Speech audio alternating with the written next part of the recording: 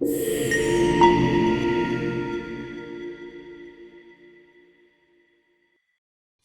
and welcome to Edison TV. Today I'm joined by Mateusz Nowak, Chief Commercial Officer and Board Member at Noctiluca. Noctiluca is a Polish business. It specializes in developing materials for the OLED market, so OLED displays, photovoltaics, and so on. And the company has recently seen a significant surge in activity and interest in its materials. Mateusz, many thanks for joining me today. Hello, and thank you for having me. It's a true pleasure. Great. And can you start by introducing the company for our audience? What does Noctiluca do, and what makes your approach to OLED materials development distinctive within your market? Certainly. Noctiluca is a deep tech materials company from Toruń, Poland. We are focused on materials, on chemicals that are used in the photonics market. Our first, the most important market is the OLED market, and you can see OLED devices in many applications, and we produce and design advanced emitters and functional materials, such as our proprietary electron injection layer materials or electron transport layer materials. Today, we have a portfolio of around 1,200 compounds that are covered by 10 patent applications. We run labs in Toruń and Seoul and collaborate with leading technological institutes and teams across the world. We say that we already have relationships with most of the market. We say 8 out of 10 display players because we cannot say that with everyone. That would infringe our NDAs. And so basically, we have been quite successful in getting the attention of the display market. And what makes us, I would say, unique or distincts us from the rest of the material developers, we have evolved from a company that's promising just one material, one emitter, into basically a platform designer when we synthesize, scale complete families of materials and work with the industry to engineer a complete solution. So we are not just designing molecules. We're designing the performance roadmap for future displays with tier 1 players. Thank you. That's very helpful. And can you talk about the specific problems or problem that you solve? In particular, there are a lot of challenges around blue light within the OLED industry. Why has that problem proven so difficult to solve, and what does Noctiluca do to address that bottleneck? As you've rightfully mentioned, the biggest bottleneck in OLED industry is a blue pixel. Achieving very high brightness and lifetime without sacrificing efficiency or color purity, it's called like a holy grail of the industry. This is why we say in the industry that there is a race for blue. And in terms of what's the central R&D theme for the industry. Many of the companies, us included, we have entered this race for blue with emitters, with the chemical compounds. When you apply electricity to them, they emit light. But we have also evolved, as I mentioned in the previous answer, into a company that re-engineers materials on other layers of the OLED devices, in the functional layers. And we asked ourselves if we can solve that challenge in other place than just emission layer. And while we started looking for other solutions or parallel solutions to the emitters, we have designed a proprietary electron injection material. And this is a complete, I would say, a completely different approach from other material developers with a focus on the technology. We've always been focused on customer pain points and what they want to actually do with the technology. What's the ultimate goal here? We've been able to increase the efficiency of a blue pixel up to 15-fold time or 15 times. And it's something that the industry hasn't seen in a long time. But of course, you might say that 15 times of improvement is just a fairy tale for scientists, and scientists in the past have very often overinflated their what is achievable with their technology. So again, with the market in mind, we've entered into a sparring match, I would say, with the industry, where we actually went in there, started to test our material very rigorously with the industry, and in the industry settings, in exactly the same structures that our phones are operating in, and as the same setups that Asian manufacturers are manufacturing our display devices at scale. We've been able to show that our materials improve the efficiency of a blue pixel 2 times, not 15 times. Reality is harsher, I would say, but at least it's proven. It's a very meaningful milestone.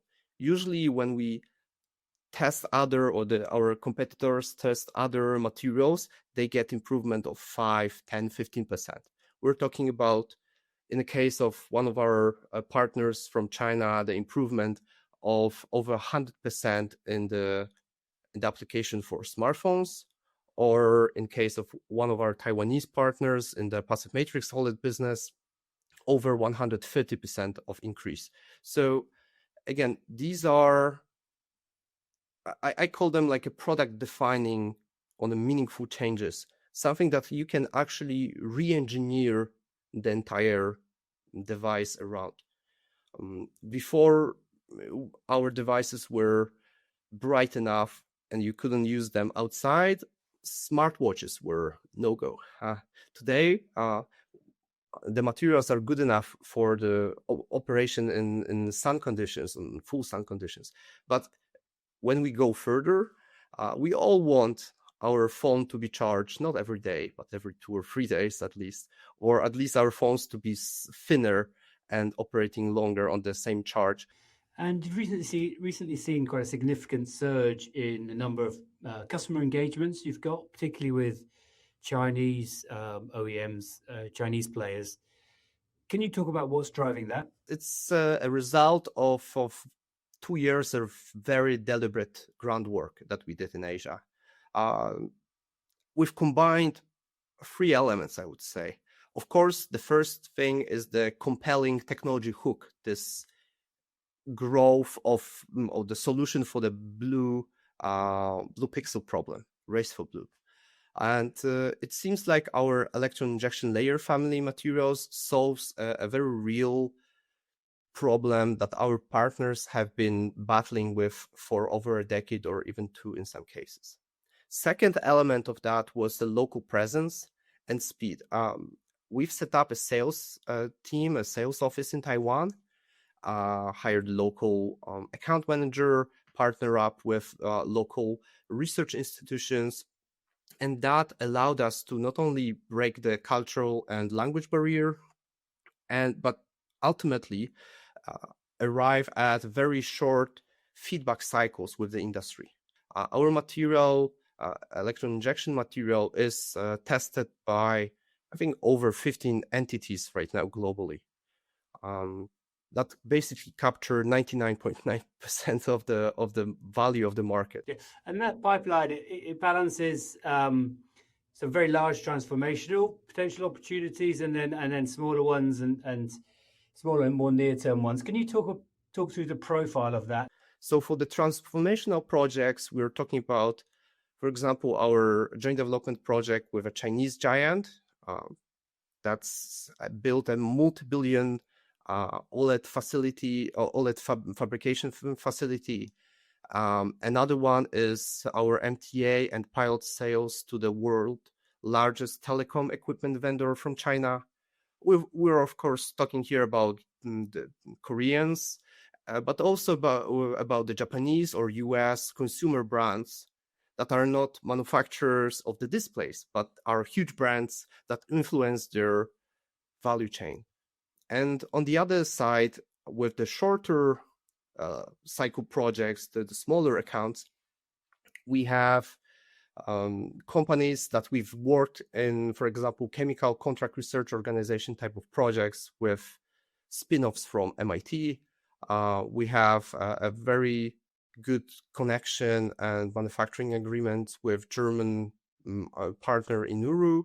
We have orders from companies that deal with document securitization in Europe and need some specific chemicals for that, or organic photovoltaics manufacturers from Europe. So again, here it's a huge account, and in the first pillar, transformational for the business. And the second is cash generating projects that enable us to grow as a company and also build up the revenue that's needed to sustain these transformational projects. Can we talk about intellectual property? IP is hugely important in this industry for protecting your technology, for monetizing your technology. We've also seen in the industry quite a number of acquisitions of businesses at a pre-revenue stage, really, for their IP. Can you discuss your IP position and also your approach to protecting it? IP is absolutely the core of our business. It's something that is a major value driver for our company.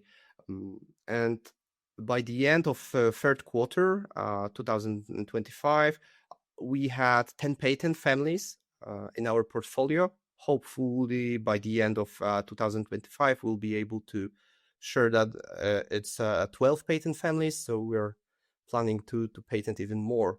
And many of those patent applications have been already granted and began entering into national phases in as many as up to 40 jurisdictions globally. And of course, as you've mentioned, IP in this part of the technology spectrum is very transactional. We are following our peers like Novaled or Sinora, who ultimately created value through their IP platforms. And similarly, we are building this transactionable IP asset while keeping the optionality to remain an independent cash-generating materials business. So I would say that IP is at our core, no question about it. We run seminars on IP protection basically on week one of everyone who's joining our Noctiluca's team. We have actually our own team of IP specialists internally who are also PhDs in organic chemistry. So very unique, I would say, blend of skills, and then very focused on keeping that protected. Get you. Mateusz, fascinating business. Really interesting speaking to you. Thanks for joining us today. Thank you very much. And I hope to really transform the market. And with partners like you, I believe we can reach out to international investor base and grow even further.